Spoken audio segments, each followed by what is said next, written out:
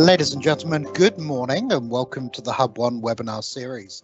My name's Nick Beaujard, and today I'm excited to bring to you small business security in COVID times. Now, I'm sure you've had enough of the conversations about COVID and what to do and what we shouldn't do and all those sorts of things, but I'm really pleased today to bring one of our key partners who's brought a guest along to take you through some of the things you need to think about in your business if you're thinking about keeping yourself secure when you've got people working from home, maybe working from different places, maybe working from different countries. So this is a Teams live event today. So you'll see on your screen on the right hand side, you have a question and answer window. Feel free to dive in there and ask any questions throughout the presentation. If we can answer them, we will do. If not, we'll wait until the end and we'll get our two guest presenters to answer them. Now, to introduce our guest presenters, we partner here at HubOne really closely with a managed service provider called Tribetech, and I have Scott Atkinson, who's the CEO of Tribetech, who'll be talking to you very shortly.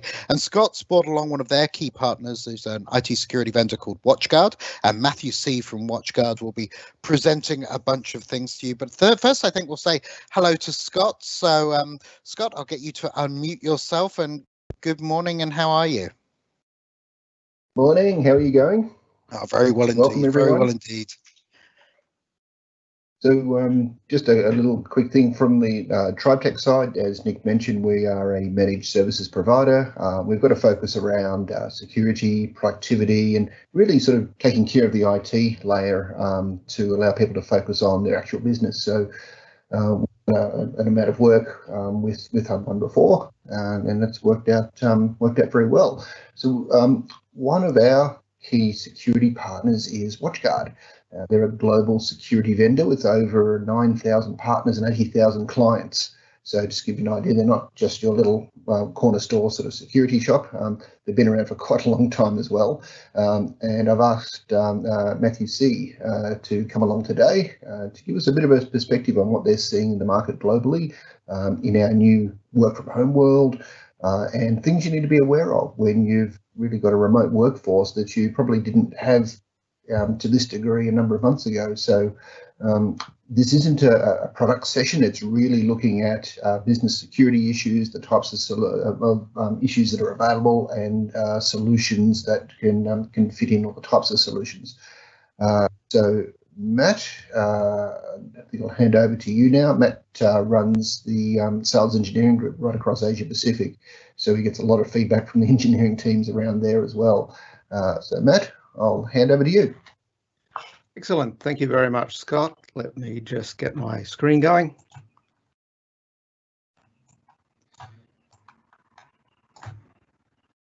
Need to find the right one. Okay.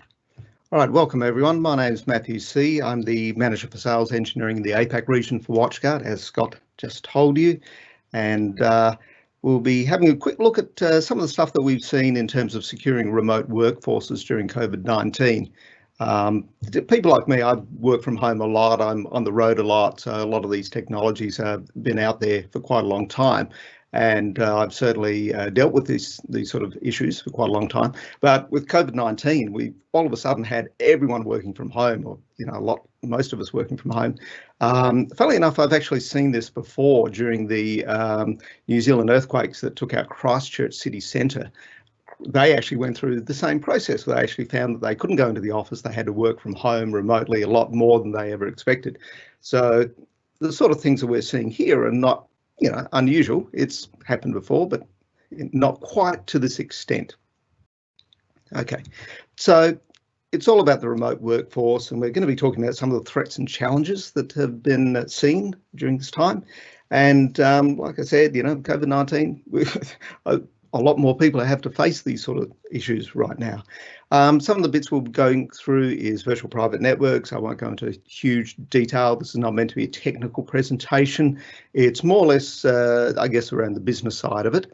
And we'll touch on endpoint security and also how to protect credentials with multi-factor authentication, which is a huge topic at the moment. And in fact, I'll have a couple of details around why that's so important later in the deck. So look, let's start by having a look at some of the threats. One problem we saw was that during the crisis, a lot of people started diving onto tools that they hadn't actually used before. And Zoom certainly grew exponentially. They 90% over a 30-day period. That's massive growth. But the problem is when people jump onto new tools or start using new technology without testing it first, they discover things that weren't expected. Security issues mainly. So Zoom had a lot of things, and it's scary, but I'll just mention a few. iOS devices leaking data to Facebook, Windows credentials are being exposed, possible to gain root access on Mac OS devices, hijacking of microphones and webcams, and also Zoom bombing, which got a lot of press. Now, the good news is Zoom jumped right on top of that. They were quick to actually secure and control what was happening. So Zoom today, they survived that whole crisis. They got through that quite well. But you do need to stop and think, well, what other tools am I using? Do they have issues as well?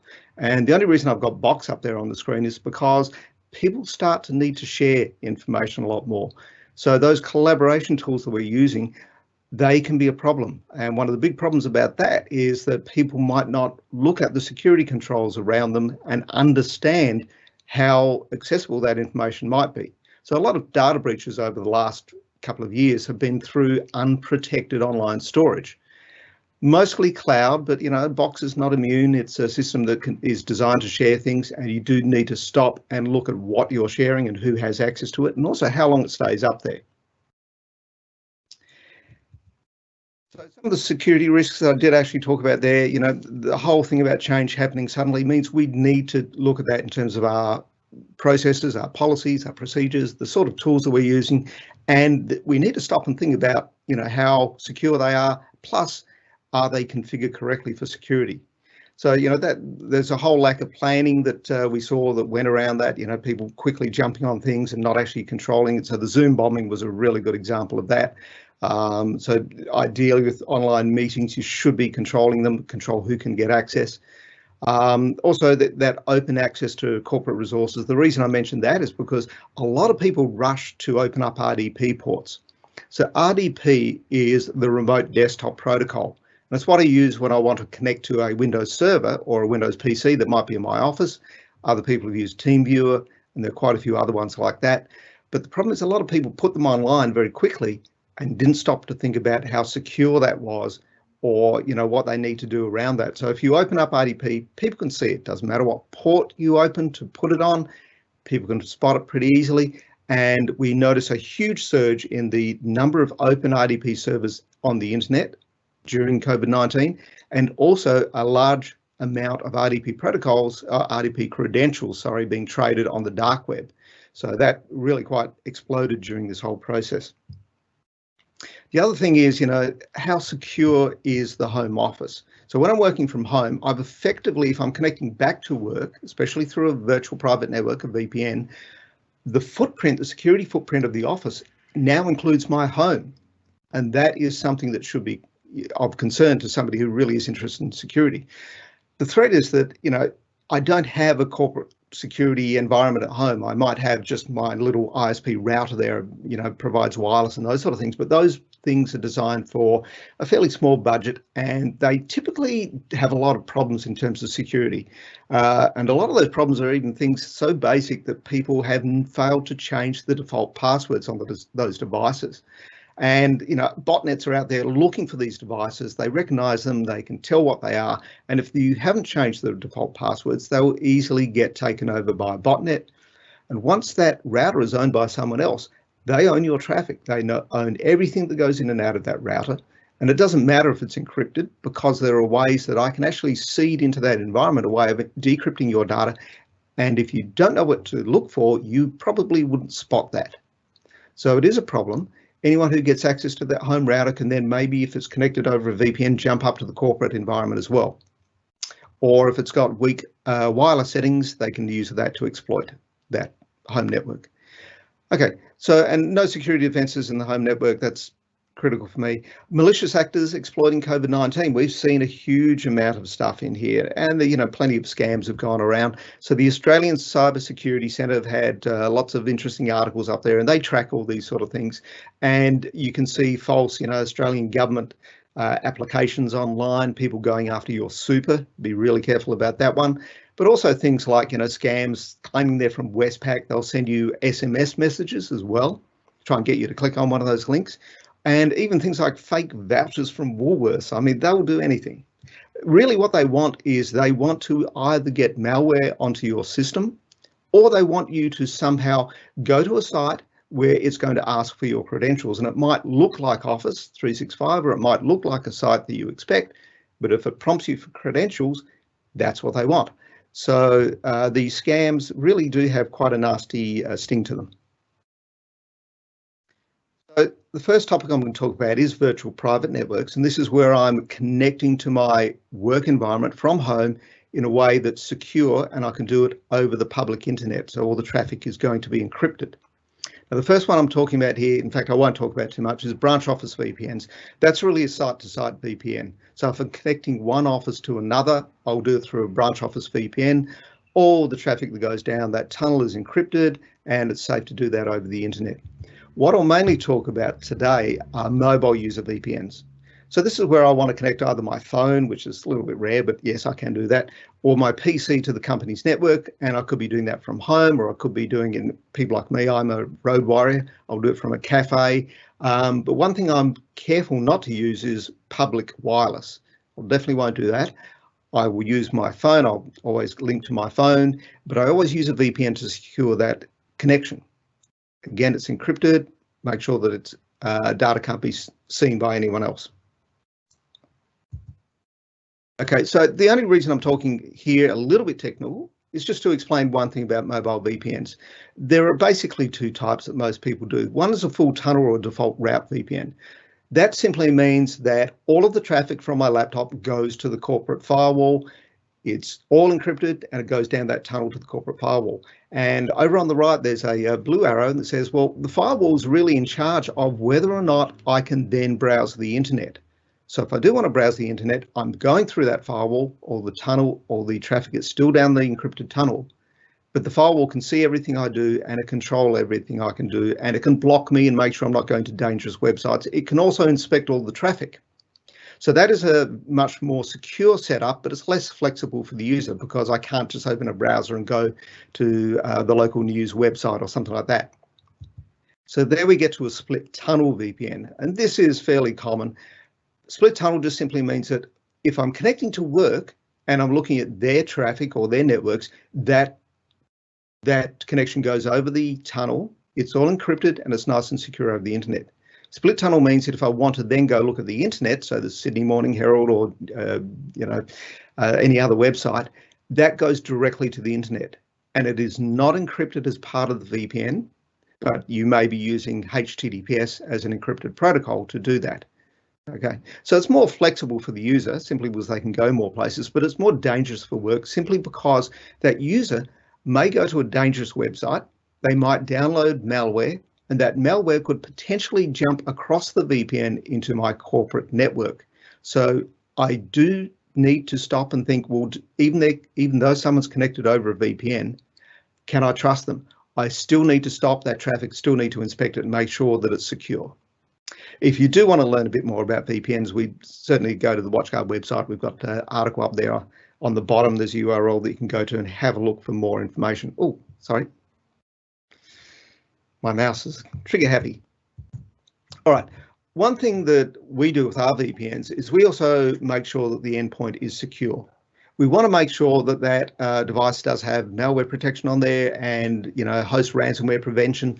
They're capabilities that we have with our threat detection and response license. So we put on the laptop.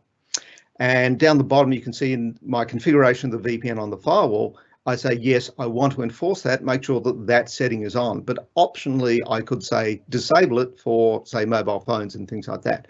It really depends on what the capabilities are of that end device. So Mac OS and Windows, I'm looking for threat detection response, looking for the fact that that device on the end of my network on the VPN is secure and it does protect itself against malware. I can also do things like making sure that the operating system is up to date. So things like, is it Windows, is it the latest version? I might refuse to let older versions of Windows on, which is a good thing because Windows, some people's PCs at home might still be using Windows 7. I hope not. It's no longer supported. Windows 8.1 maybe, but Windows 10, good, safe environment. Mac OS enforcement is in there as well. Another option for VPNs, and this is something we can do on the firewall, is to run a clientless VPN. And this is great because you don't need software on the endpoint. You can simply just open up a browser, connect to what we call the access portal on our firewalls, and that is just purely a web page. So all I need is a modern browser. I can just use an iPad if I want or something like that. What that does give me when I connect there is I can now connect safely to RDP servers or SSH servers behind my firewall. So it's not being exposed to the open internet. It's protected by this access portal. I can log in with my Active Directory credentials. Then I can click through and get access to RDP. But it also does things like single sign-on. So I can get onto the access portal, and through single sign-on, I can open up cloud-based resources, things like Salesforce or SAP. We use Concur and various other tools. Probably a dozen websites I use regularly. And through single sign-on, I only ever log in once. From there, I just simply click on the icon that I want, and it opens that application up for me. If you are a WatchGuard Firebox user, the Firebox is our firewall product. This is supported on the M series, the virtual Firebox called Firebox V, Firebox Cloud, which is in AWS and Azure, and also on the brand new tabletop models, the T40 and the T80. But it's not supported on some of our other models, like the very base level ones, the T15, the T20, or on the T35R, which is a rugged device for industrial use. So let's now look at securing the endpoint. So a lot of best practices, one of the first ones you want to do is make sure that people are aware that what they do can expose them to risk. So people should be on the lookout for things like phishing.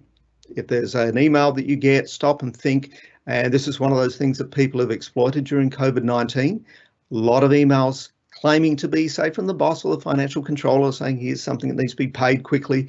They want people to click on those links and either get malware or be taken off to a site where it's asking for credentials to log in. So you need to definitely make sure your users are aware of those sort of threats. You also want to look at, their work environment. So it's not only just segregating the work computer from other computers, but it's also making sure your kids aren't playing on your work computer, because my kids, they're into gaming. They're the ones who are going to be downloading malware on my network, because they'll go off and just want to download some little mod for a game, and they don't stop and think, and they see straight away that, I run security on all the PCs and the laptops at home, and I run security on the firewall at home. So they see pretty quickly when they go somewhere off-piste, and thankfully I stop those sort of things. The other thing is to make backups. We all know we back up our stuff when we're at work and the network there is looked after, but while I'm at home, I might not be part of that backup environment. So when I'm working on something important, I'm making sure I'm backing up at least in one or two different places. So I have maybe an SD card on my laptop, where I back up critical things on my file system back onto that SD card, but I also then put it onto a external disk, which is unplugged. I just plug it in when I need it and back up my laptop each night. Bonus tip, if you're using Windows, make sure you've got a copy of your recovery key. I've seen people caught out by that. Occasionally Windows will boot up and say, I can't do anything, I need the recovery key, and people have no idea what to do about that. Make sure, I think I did mention earlier, if you've got a home router there, make sure you've changed those default passwords. Make sure you update the firmware. There are a lot of those devices that ISPs will give you, or I can go down to a shop like JB Hi-Fi, buy a little router off the shelf. Those things are done to a budget. They really don't have strong security. They have base level firewalling, but that's about it. You do need to update the firmware on them and change those passwords. And lastly, install endpoint protection software. So, things like antivirus sort of stuff, or I did mention threat detection response, which is one of the things we use, but we also use Panda. So Panda is a WatchGuard brand. We have a software there called Adaptive Defense 360, and that one is really quite advanced. It's not only antivirus, which is the endpoint protection, but it goes further. It goes into detection and response. And this is a very critical little classification in terms of what, say, I guess, home products versus corporate products. Home products really stop at the antivirus. They do heuristics, and they do some advanced things with artificial intelligence. They're using new techniques to try and be more, give you more protection. But they don't go as far as a corporate grade solution. So endpoint detection and response is really about live analysis on the system. So looking for things like really advanced techniques like process injection, or using techniques like sandboxing, using a huge amount of machine learning to actually identify things that would normally go under the radar. And in fact, that one does have a 100% attestation service. That simply means that if I wanted to, I could lock down an endpoint and make sure that that endpoint cannot run anything at all unless we know it's safe. So by default, around 97% of stuff out there, we recognize straight away, yep, it's either safe or it's bad. The rest of it, that little, maybe 1 to 3% of stuff, we see for the first time, we have our system automatically analyze and classify it, and we might say straight away it's safe, or I could actually gate that and say, look, I want to manually test that and make sure it's safe. Anyway, some of the other things that we can do there are things like patch management, which is critical. Got to make sure those operating systems are patched, but also all the applications on there, and also full disk encryption. One of the dangers of people working remotely is they now have a lot of corporate data on their laptops. And it's seen time and again that, if they lose that laptop, people can get in there. If it's not encrypted, they'll get access to that data. Also on the phones. So we should be wary of where our data is sitting during this time of crisis. Some of the other things we can do, things like DNS filtering. DNS filtering is probably the best and most secure way of handling phishing attacks. So what it is first of all, DNS is domain name service. It simply takes a URL like the one on the bottom of the screen and converts that into an IP address, which is where it needs to go to connect to that computer and find that web page or any other resource at that address. So the point with DNS filtering is if I get an email and it's got a phishing link in there, if I click on that link, the DNS layer is the first point where I can actually grab that and say, hang on a sec, we know about this. It's going off to somewhere that's dangerous. We're going to stop that so the user can't get there. We'll send the user off to a little educational video about how to spot phishing attacks. And at the back end, we actually learn about that attack. But it also has things like being able to block command and control connections. So that simply is an issue where if you get malware on your laptop, that malware could be because I found a USB stick out in the road and I plug it in, it's got malware. It tries to connect back to a command server out on the internet. So those are the command and control connections. We spot those pretty quickly, stop them, and a very simple way to do that. A nice little thing we can do with this particular product, it's over there, there's a DNS Watch Go logo there. DNS Watch Go also provides web filtering on the laptop. So if it's against corporate policy, if I'm going to naughty sites and things like that, it'll say, no, you can't go there. If I go to a dangerous website, it'll stop that as well. It doesn't require a VPN to use this. It's more or less a very simple, lightweight little control that you can put on the laptop there. So there are plenty of DNS filtering capabilities out there. It is a very, very efficient control, very good security control to have because of that phishing protection. Little bonus tip for you. With the DNS Go filtering, we can actually apply that to routers and other brand firewalls. So you don't need to be a WatchGuard firewall customer to use it. If I wanted to, I could protect the network if I have a generic router there. All it needs is a fixed IP address, and I can simply say, yep, I want to register that as a known network within DNS Watch, and it will now look after and provide web filtering and DNS protection for that network. If you are a WatchGuard customer and you have a firebox with the total security suite, DNS Watch and web filtering is available on our firewalls as well with the total security suite. Little bonus tip down the bottom, you can get 120-day free trials of DNS Watch Go through the WatchGuard website, and Scott can certainly help you with that. Okay, so now let's have a look at protecting credentials with MFA. Really, really, really critical. The ACSC, the Australian Cybersecurity Centre, lists this as one of their essential 8. That simply means that they reckon that this is a critical security control that everyone should be using. And the reason is because when I look at the Office of the Australian Information Commissioner, they're the guys who track all the data breaches, over 75% of data breaches have been due to compromised credentials. And, that simply means that, wow, somehow these guys, the bad guys, are getting access to usernames and passwords somehow. And they use that to breach the network. So hacking, direct hacking and ransomware and malware are far less prevalent than compromised credentials. And you need to be wary of this. If If a bad guy has the username and password of one of your users and you allow connection into your network through RDP or VPN or some other method, or if you're using Office 365, they are now in your environment. They can now do things like a classic one for accounting environments. Get in there, they're looking for tax file data, they're looking for privacy information, they're looking to exploit that in any way that they can. And they will hop in there and they'll happily send fake invoices and change BSB numbers and things like that. So very dangerous. That data was from 2018, 2019. The latest changes, no, up till December 2019, pretty much the same story. Almost 75% of breaches through compromised credentials, which is why we're talking about multi-factor authentication. And how do people get these credentials? Well, a hacker just needs to gain one of these, sort of thing. So one user with a bad password, one user with keylogger or Mimikatz Trojan on their computer. So if their computer is not protected, their laptop's not protected, they can capture those details. Or if they share their passwords, which is a terrible practice to do, but people do. Or a user falling for a phishing email. It'll lead them off to a site, pretend to be Office 365, ask for their credentials. Yep, got it. Now they can get into your network. Or reusing a password in shadow IT.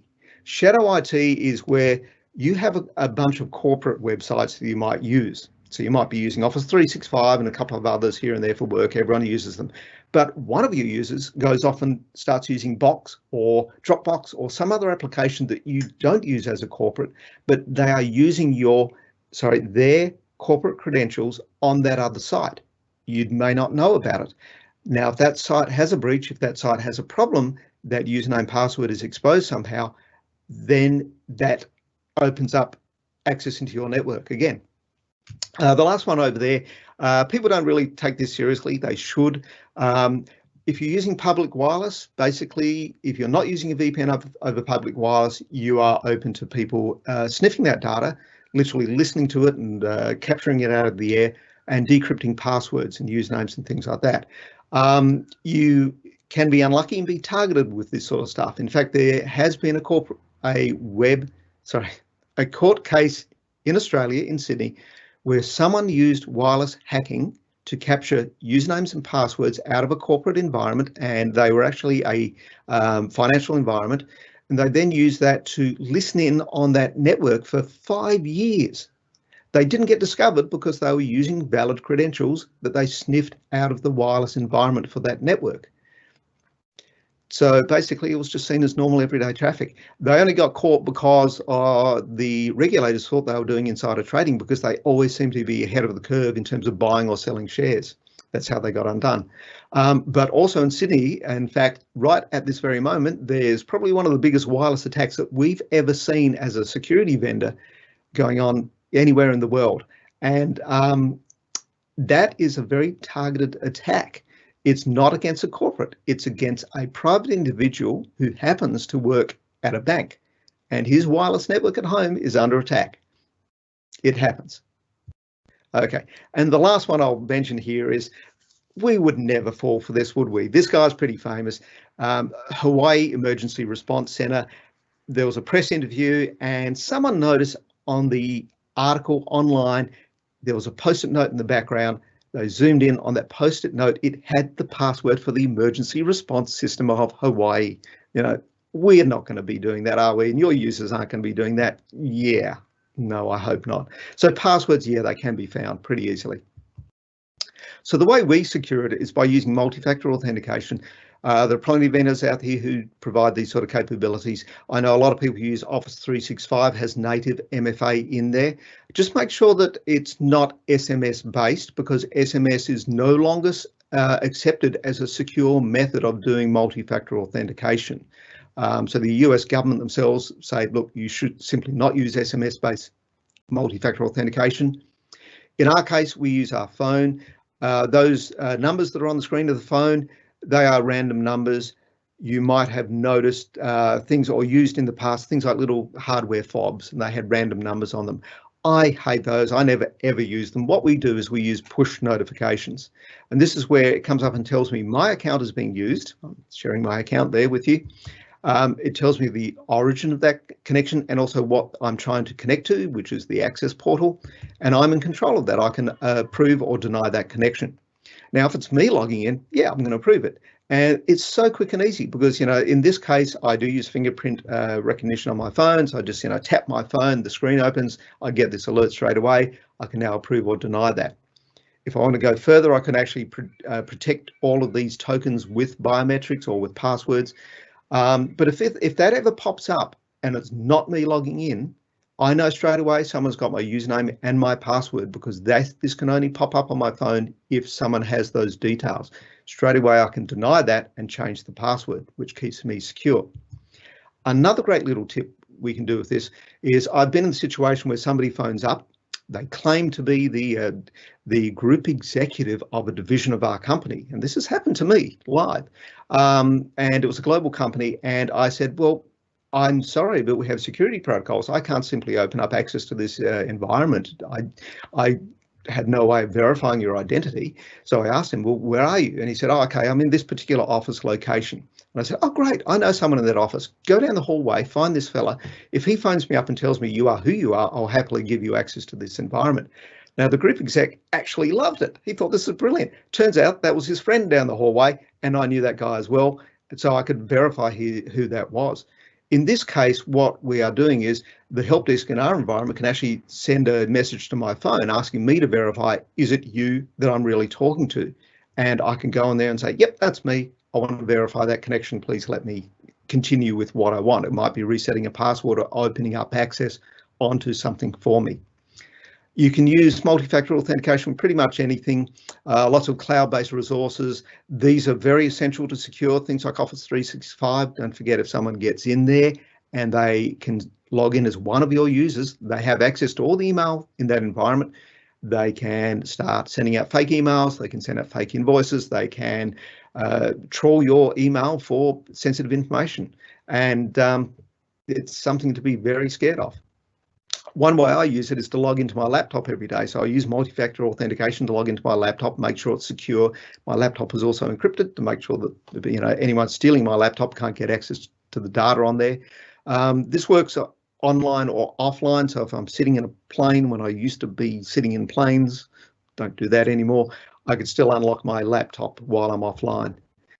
Things like RDP access. So this is actually a login to an RDP server. I log in just like normal, but then I get presented with the screen to saying I need to do something to trigger multi-factor authentication. And I simply respond to that on my phone. We can also use it with virtual private networks, and typically most multi-factor authentication protocols, or vendors, work with any brand of firewall where you might be doing a virtual private network, because it's keyed off, pretty standard protocols. This is me logging into an actual laptop, in fact, my laptop, username, password, AD credentials. I get that screen, send the push to my phone. There it is, get that on my phone, and I approve it, and I'm in. And I can see my lovely backdrop, Larry the Lion. So it's really quick and easy. It doesn't take much time. And in fact, when I'm using this every day, this is another part of what you get with our particular multi-factor authentication solution. It's called AuthPoint. This is an AuthPoint portal on the left. I log in once, use multi-factor authentication to do that. Once I'm in, I'm using single sign-on to automatically log me into anything else I access. And in the case on the right-hand side of the screen, it's to a WatchGuard access portal. And that now allows me to jump into an RDP session or some other controlled environment behind a firewall without having to log in again. So single sign-on, massive, bonus for these sort of environments. I use this all day, every day, because I'm in and out of these websites constantly. No need to log in again. Couple of final considerations. If you're interested in learning more about some of the stuff we've seen and some of the stuff that you should be concerned about, we have an ebook on our website. The URL is down below. Don't worry about copying it down. It's very easy to find. If you go to the WatchGuard website, it's a huge banner across the top of the website about remote working. You can just simply follow that and it will lead you through to that particular ebook. There's also the US version of a webinar, very similar to the one we've just gone through today. You can actually watch that if you want, but it's very US centric. Also through WatchGuard, we can do things like free trials of the AuthPoint multi-factor authentication, as well as DNS Watch Go. They're free trials for 120 days for up to 250 users. So even if you only use it during COVID-19, you get benefit of that security. There is one there that says Passport. Passport is simply a licensing bundle of those two products, AuthPoint and DNS Watch Go, together. Later this year, as part of Passport, if you do actually buy it, you will also get endpoint protection added to that for free, and that will give you even more protection on your endpoints. If you do want to play around that, there's an activation guide on our website. You can go there. This is probably too technical for you guys, but you can actually play with our Firebox V products on there through those sort of trials as well, 120 days for that. Firebox V is something that runs on VMware or Hyper-V, and it just simply gives you the ability to run up extra VPN sessions in your environment. That's for your tech guys. Scott will certainly be able to help with that sort of thing. And that's actually the end of my presentation, so I'll throw back to Scott at this stage. We'll open up the floor to questions, sorry. Thanks, Matthew. It's Nick here, actually. I'll let Scott get himself off mute in a minute. Well, thank you so much for that presentation. We're going to give you a few minutes to ask some questions. There's the little question button on the top right-hand side. Feel free to type in those. I do have one question for you to start with, Matthew. Graham asks if there's any chance they can get a copy of the slides after the session. And I said, well, we're doing a recording, but I'm not sure about the slides. Are you happy for us to release the slides to the attendees, Matthew? Yes, what I can do is I can offer it up as a PDF deck. We're not officially allowed to distribute PowerPoint, but I can certainly distribute a PDF of the slides. That would be superb. Thank you. And so, well, everybody's getting ready and putting some questions in, because that's normally how these things go. I'd like to say thank you for the presentation today, Matthew. That's been absolutely awesome. Certainly AuthPoint helped me out when I moved from phone to phone, and suddenly my Google and Microsoft authenticators suddenly forgot where they were and I had to reset everything. So I'm a big fan of that. Cool. Scott, bringing you in. Any last words, Scott? You can put yourself off mute and chat if you feel like it. No, just thank you very much, Matt, for coming along. It's been a great session. If anybody has any questions, happy to be reached out to either now or afterwards. So yeah, thank you. Okay, thank you everyone for attending. I've got a couple of questions coming in. One from Matt. Matt asks, another Matt. Matt asks, how do I actually get access to AuthPoint? Do I need to buy a WatchGuard firewall? No, you don't. So completely discrete product sets. If you don't have a WatchGuard firewall, you can buy AuthPoint. AuthPoint itself can be used with other brand firewalls. Any multi-factor authentication environment typically can be used across multiple technologies because they are generally keyed against very standard protocols. So one thing you will find, I know a lot of people ask us, well, hang on a tick, I use multi-factor authentication or I get it free with Office 365. Yes, you do, but it can only be used for that. If you have some high-level Azure subscriptions, you do get access to, I guess, a wider capability of MFA within Office environments. But again, it's really limited to Azure and Office type applications. So the Microsoft MFA is, effectively in that environment, which is great. That's probably all you need. They can actually extend to things like that SAML-based single sign-on. Apologies for acronyms flying around here. So there are multi-factor things that you might have already that I do recommend playing with them. But the reason why you might look at a third-party vendor like WatchGuard, AuthPoint, is that we actually go further in terms of also providing multi-factor authentication onto things like laptops and MacBooks, and we do things that those basic Office environments or the Azure environments simply don't provide. So you do get extra goodies, you do get extra capabilities in there.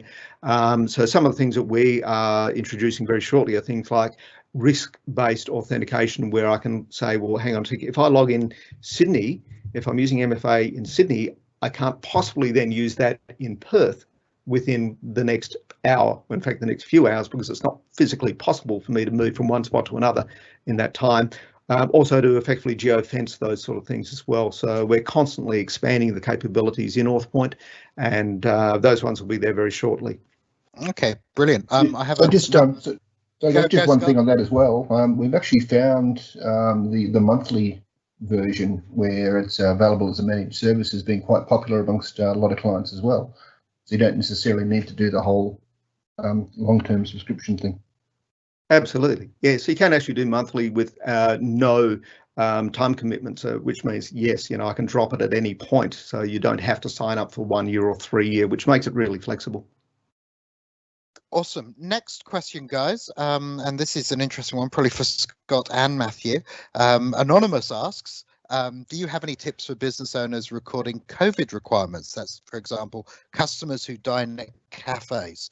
So suddenly, and if I can paraphrase, you're in a position where you're just a little restaurant or a cafe, and suddenly you're collecting people's personal information, which is something you've never done before. An accounting firm would do that all the time, but a cafe wouldn't. So do you have any tips for protecting that?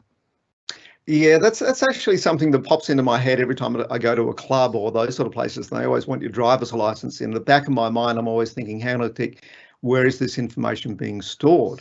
Who has access to it? They're all security concerns, and driver's licenses are incredibly valuable pieces of information for identity theft. So that's why in the back of my head, I'm always very concerned about that. So I would be concerned about cafes collecting that sort of information.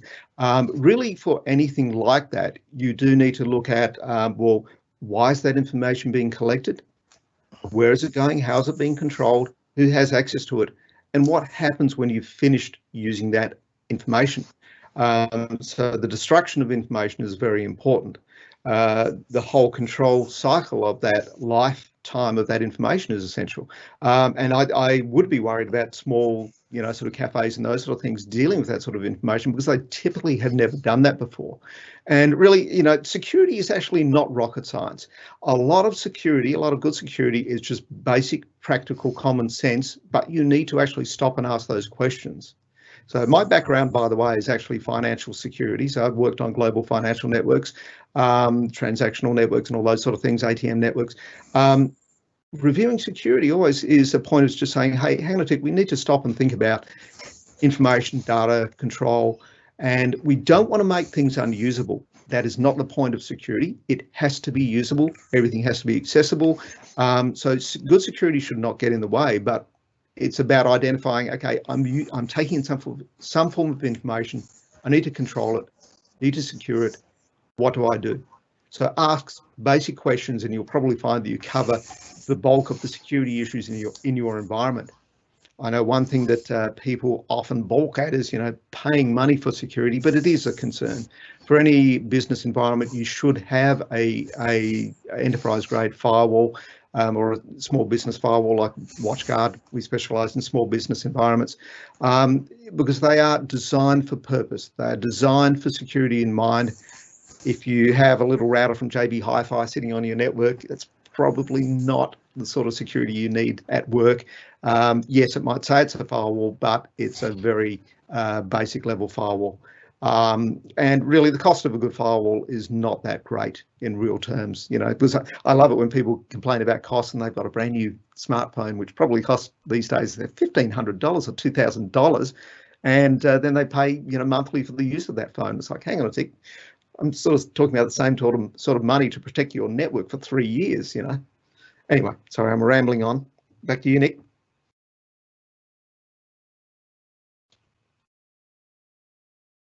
Oops, I was rambling too much. Nick's fallen asleep.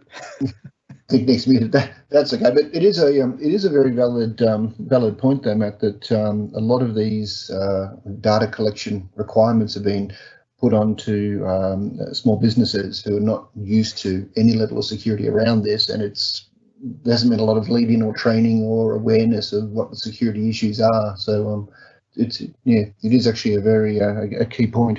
I know I've been in places where we've had to write details down, and certainly the data from the 10 people that were there before me were sitting on the sheet just there. There was another place where someone was typing it into a laptop and just leaving the laptop on the counter for everyone to see, or hopefully not steal at some point. Yeah. Wow. And I I hadn't fallen asleep, Matt. I'd put myself on mute, so I was happily talking away to you, and you weren't able to hear me. And I warned you all about that at the beginning of the session. So there you go. One final question, if I may. And this is more from me. So in your presentation, you discussed, people having corporate credentials and then logging into a third-party service, anything from Facebook to Safari Books Online to all sorts of different things, and that credential getting compromised. Is there any way of finding out if credentials have been compromised? Oh, I love this question. Actually, this is where Scott can help you because, there are services out there. There's a few. Have I Been Pawned is a legitimate website, actually run by an Australian guy, long known website. He's been involved in the security industry for a long time. So that's the first place. You go there and say, you could enter your email and it will tell you, has that been exposed anywhere on the internet through the dark web. Plus WatchGuard ourselves, we're actually launching a dark web scan. Scott actually does have access to that. It's not open to the public yet, but certainly partners of ours can use it. And what you do with the dark web scan is you go in there, same deal, you put in an email address and it will tell you, has that email appeared in any of the known data breach repositories that have been traded on the dark web? So WatchGuard, we actually monitor and scan the dark web constantly. So we picked up a lot of that information. We store it centrally. It's very heavily locked down. And due to GDPR, European GDPR requirements and things, there are very heavy controls about the use and access to that data. But certainly Scott has access there. He can actually run a search on, say, your email address or on your domain. He will require your involvement to do a domain search, and that comes back and tells you, yep, I know if I search for one of mine, it comes up as the LinkedIn breach. So back in about 2013, LinkedIn database was breached. A lot of emails and passwords were captured as part of that, thankfully encrypted. I know that Marriott Hotels, when they bought out Starwood, the Starwood hotel chain had actually been compromised. Marriott bought them out and then got stuck with the problem. So it's easy for those usernames and passwords to be exposed through third-party sites. And the big danger is the fact that a lot of sites, people use the same email address, which is typically your work email address. If it's anything related to work, all of those sites are using the one username, your email address. Do they change the password across all those sites? Are they being lazy? That's where things like AuthPoint come in handy, because you can use single sign-on and effectively now manage one password for every site that's in the chain. So if I need to change it, bang, done, I keep secure. People managing different passwords across multiple different sites with the same email address as the user, they tend to start using the same password. One compromise, the whole lot goes. With that as well, just Matt, I mean, I'm happy to do a free dark web search for anyone that's interested. I guess please supply your details and the feedback, and we'll organise that for you. Absolutely magic. Gentlemen, thank you so much for the presentation today. I do hope everybody enjoyed it. I think we'll wrap it up there. We'll be sending out the PDF of the slides, and we'll be sending out a video to everybody who attended. But from HubOne's point of view, thank you so much for attending. And Matthew C. from WatchGuard, thank you. And Scott, thank you as well for attending today. I hope you both have a super day, and I hope everybody who attended also has a fantastic day. Enjoy the rest of your Thursday. Thank you, everyone. Thank you. Thanks.